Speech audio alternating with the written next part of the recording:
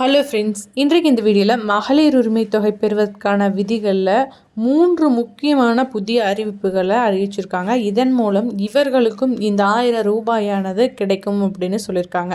கடந்த 2021ஆம் ஆண்டு சட்டப்பேரவை தேர்தலின் போது பெண்களுக்கு 1000 ரூபாய் உதவித்தொகை வழங்கப்படும் என திமுக அறிவித்திருந்தது. பின்னர் 2023ஆம் ஆண்டு கலைஞர் மகளிர் உரிமை தொகை திட்டம் என்ற பெயரில் இந்த திட்டம் தொடங்கப்பட்டது. இதை பெறுவதற்கு சில நிபந்தனைகள் விதிக்கப்பட்டன. அதில் 4 சக்கர வாகனம், கார், ஜீப் போன்றவை வைத்திருக்கும் குடும்பங்களைச் சேர்ந்த பெண்கள் திட்டத்திற்கு தகுதியற்றவர்களாக கருதப்பட்டனர்.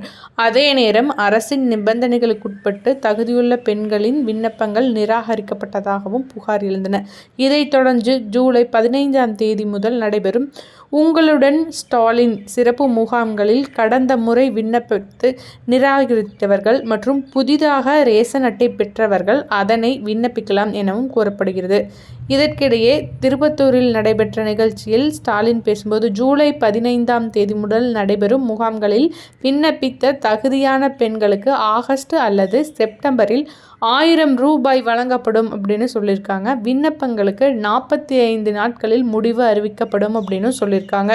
இந்த நிலையில் மகளிர் உரிமை தொகை திட்டத்தில் 3 முக்கியமான தளர்வுகளை அறிவிச்சிருக்காங்க. அதன்படி அரசு துறைகளில் சிறப்பு கால ஊதியம் பெற்று தற்போது ஓய்வூதியம் பெறுவோர், குடும்பங்களை சார்ந்த ஓய்வூதியதாரர்கள் அல்லாத பெண்கள் இந்த திட்டத்தில் சேர விண்ணப்பிக்கலாம். அரசு மூலம் மானியம் பெற்று 4 சக்கர வாகனம் வைத்திருக்கும் குடும்பங்களை சேர்ந்த பெண்களும் தகுதியானவர்கள்.